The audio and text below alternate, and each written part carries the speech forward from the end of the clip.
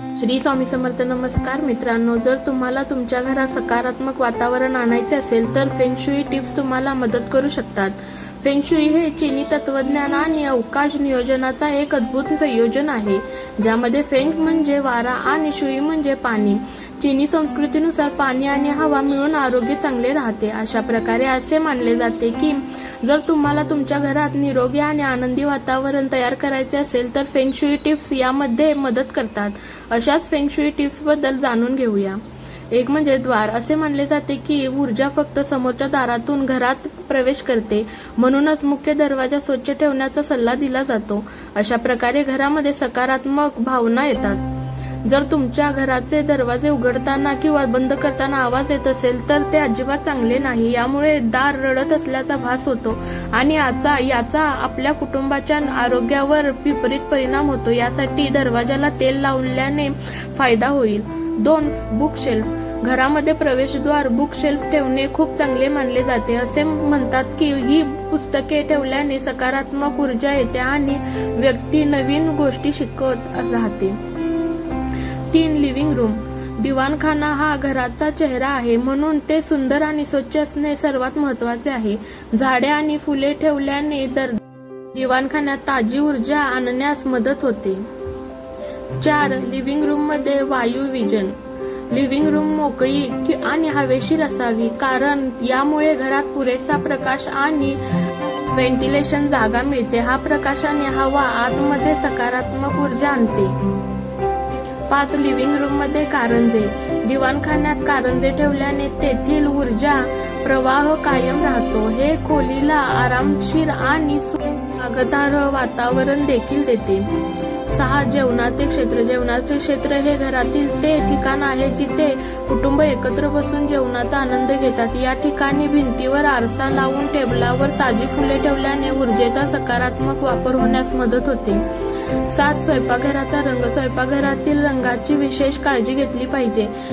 येथे लाल आणि काळ्यासारखे रंग टाळावेत, कारण ते पाणी आणि आग यांच्यातील संघर्ष दर्शवतात. येथे सिंक आणि गॅस विरुद्ध दिशेने ठेवणे योग्य नाही.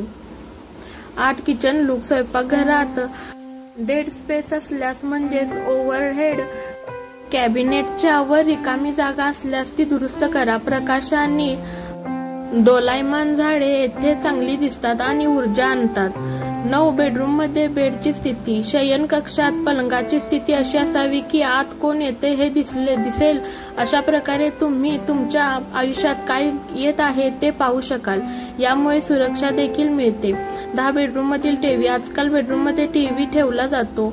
जर तुम्ही तुमच्या बेडरूम मध्ये टीव्ही ठेवत असाल तर वापरात नसताना तो झाकून ठेवल्याने तुमच्या झोपेत अडथळा येत नाही. टीव्हीची सक्रिय ऊर्जा शांत आणि गाढ झोप घेण्यास अडथळा आणते.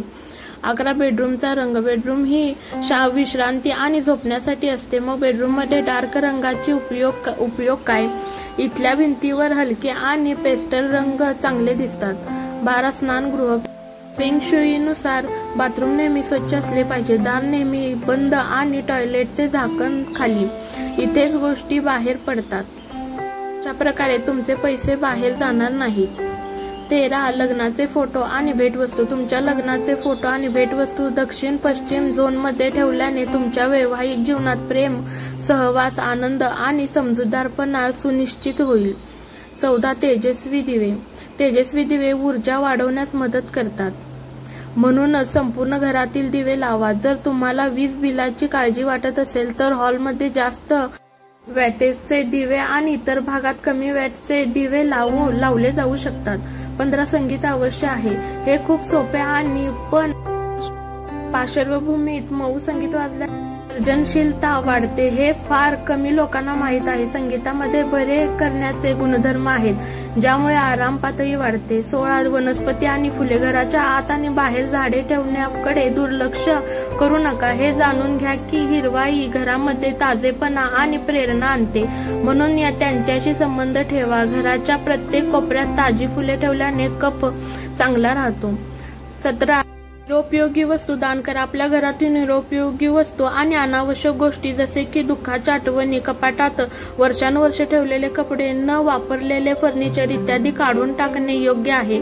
त्या वस्तू गरजू लोकांना दान करा. 18 मऊ गोष्टी. अशा वस्तू घरात ठेवा ज्यांना स्पर्श करताना मऊ वाटेल. अशा गोष्टीमुळे सुरक्षितता आणि आरामाची भावना वाढते. मऊ उषा, ब्लँकेट आणि मऊ रग जमिनीवर ठेवता येतात. यामुळे घराला ताजेतवाना लुकही येतो. 19 सर्जनशीलतेचे वचन. तुमची सर्जनशीलता दाखवायला लाजू नका. तुम्हाला जे आवडते ते करा आणि आराम करा आणि त्यांना तुमच्या घरात स्थान द्या. हे सर्व तुमच्या घराची सकारात्मक अनेक पटीने वाढवतात. 20 फेंग शुई घरात सकारात्मक ऊर्जा आणण्यात मदत करू शकते. यासाठी तुम्हाला काही महत्त्वाच्या गोष्टी लक्षात ठेवून तुमच्या घराच्या इंटेरियरची काळजी घ्यावी लागेल. मित्रांनो, व्हिडिओ आवडल्यास लाईक, शेअर करा. तुमचे मत कमेंट करून सांगा आणि अशाच नवनवीन माहितीपूर्ण व्हिडिओज पाहण्यासाठी चॅनेलला सबस्क्राईब नक्की करा. धन्यवाद फ्रेंड्स. श्री स्वामी समर्थ. अवधूत चिंतन. श्री गुरुदेव दत्त. श्री स्वामी समर्थ. नमस्कार मित्रांनो.